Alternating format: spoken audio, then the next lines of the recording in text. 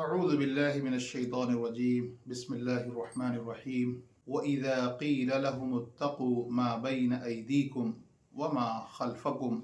لعلكم ترحمون وإذا قيل لهم اور جب ان سے کہا جاتا ہے اتقو تم لوگ ڈرو بچو ما بین ایدیکم ان چیزوں سے جو تمہارے سامنے ہیں وما خلفکم اور ان چیزوں سے جو تمہارے پیچھے ہیں لعلکم ترحمون تاکہ تم پر رحم کیا جائے۔ اللہ تبارک تعالیٰ اپنی نشانیوں کو بیان کرنے کے بعد اب مخاطب کرنے کے بعد یہ کہہ رہے ہیں کہ جب تم نے ہماری نشانیاں دیکھ لی اور سارے واقعات سن لیے تو اب آگے پیچھے کے حالات تم کو معلوم ہے کہ پیچھے کیسے امتوں کا حال ہوا، کیا انہوں نے رسولوں کے ساتھ کیا اور پھر ان کا انجام کیا ہوا، تو یہ تمہارے پیچھے تھا اور آگے تمہاری زندگی ہے وہ دیکھ لو کہ اب تمہارے اعمال کیسے ہونے والے ہیں، تو اس کو ڈر کر بچ کر عبرت کے ساتھ گزارو تاکہ تم پر رحم کی۔ اب یہاں پر ایک لفظ ہے اتقو، یعنی اللہ سے ڈرنا۔ تقوی کسے کہتے ہیں؟ تقوی کہتے ہیں کہ بغیر دیکھے اللہ کا ڈر ہو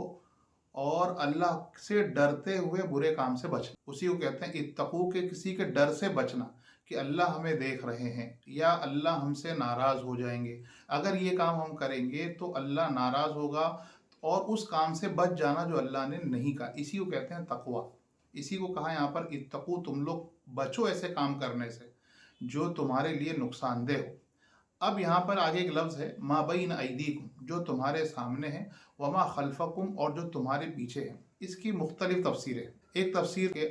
ما بین ایدیکم جو تمہاری زندگی، تمہارے سامنے جو چیزیں ہیں، جو آیتیں، جو نشانی اوپر بیان کی گئی، آیت لہم اللیل، آیت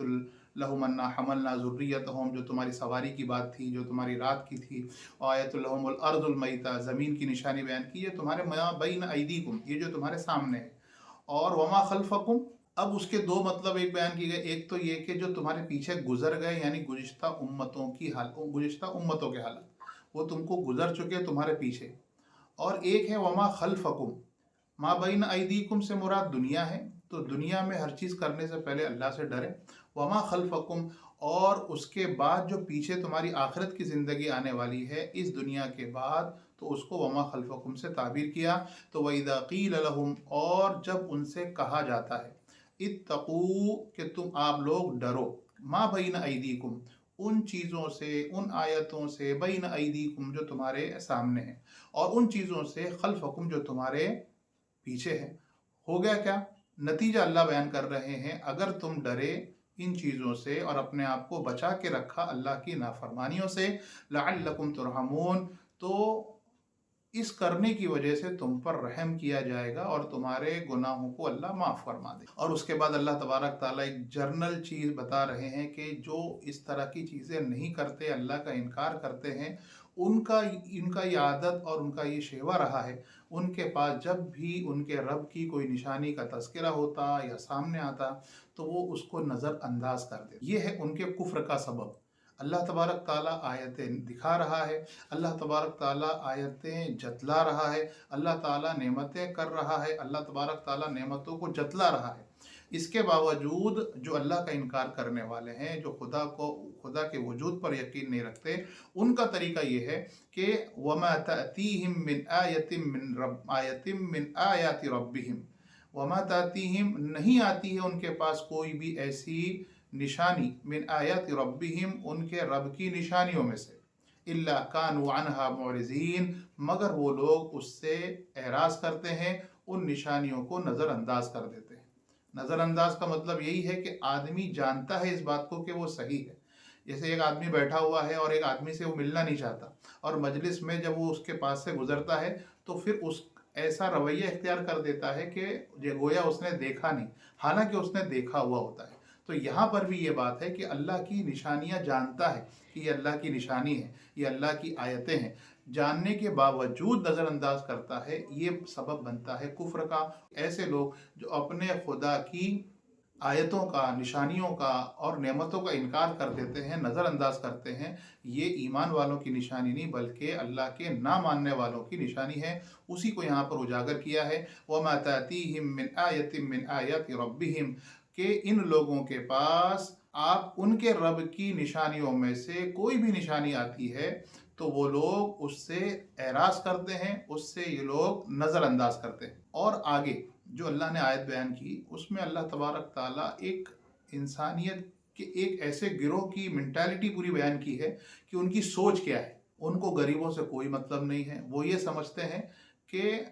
जो हम कमा रहे हैं वो हम अपने मेहनत और कमाल से हमने कमाया है। जितने पैसे जो दुनिया उनके पास है वो हमारी वजह से है। और अगर कोई गरीब है तो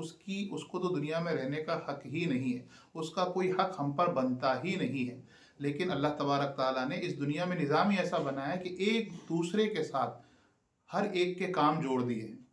गरीबों के साथ अमीरों के काम जोड़ दिए, अमीरों के साथ गरीबों के काम जोड़ दिए। कुछ काम ये करते हैं, कुछ काम ये करते हैं। हर शख्स हर काम नहीं करता। तो ये सिस्टम है जो अल्लाह तबारक ताला ने बनाया है। इसी तरह अल्लाह तबारक ताला इम्तिहान के लिए कुछ लोगों को माल देकर आजमाता है कि वो शुक्र करते हैं कि नहीं, कि अपने आप को बड़ा समझते हैं, कि अल्लाह की बड़ाई बयान करते हैं। या कुछ लोगों को नहीं देकर आजमाते हैं कि ये सब्र करता है कि नहीं करता, कि मेरी नाशुक्री करने लगता है और मुझे शिकायत करने लगता है। ये अल्लाह का निज़ाम है। अब उन गिरोह के बारे में अल्लाह ताला फरमाते हैं वइज़ा क़ील लहुम, और जब इनसे कहा जाता है अनफ़िक़ू, कि तुम लोग खर्च करो।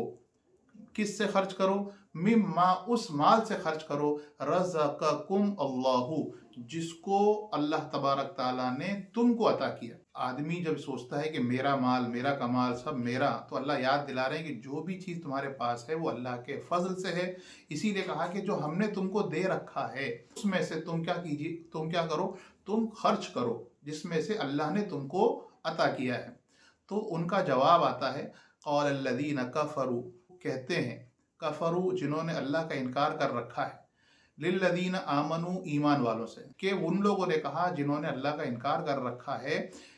लिल्लज़ीन आमनू, ईमान वालों से, अनुतइमु, क्या हम खिलाएं, मन, ऐसे लोगों को, लौ यशाउल्लाह, कि अगर अल्लाह चाहता, अतअमहु, उन लोगों को खिला देता। लेकिन अल्लाह ने नहीं खिलाया, अल्लाह ने नहीं चाहा, इसलिए उनके पास खाने का इंतज़ाम नहीं है। तो अल्लाह ताला उनको भूखा रखना चाहता है, ऐसे लोगों पर हम खर्च करना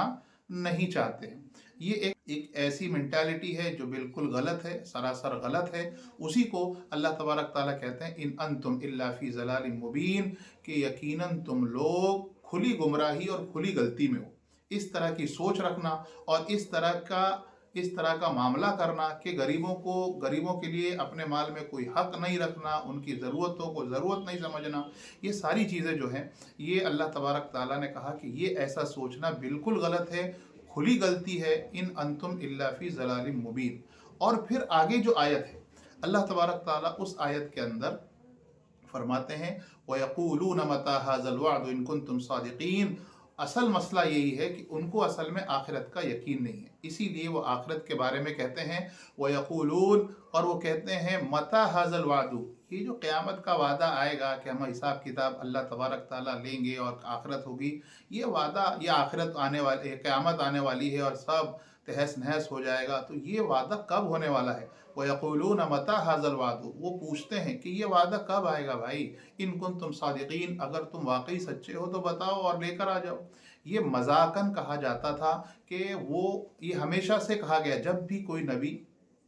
लोगों को समझाने के लिए गया है कि अगर आपने अल्लाह को नहीं माना तो आप अजाब में मुब्तला होंगे, तो मुकज़्ज़िबीन और अल्लाह का इनकार करने वाले हमेशा इस कौल को कहने वाले रहे हैं। और उन्होंने यही कहा है कि ये वादा कब आने वाला है, उन्होंने इसको सीरियसली नहीं लिया बल्कि मजाकन लिया और कहा कि ये वादा कब पूरा होगा अगर तुम वाकई सच्चे हो।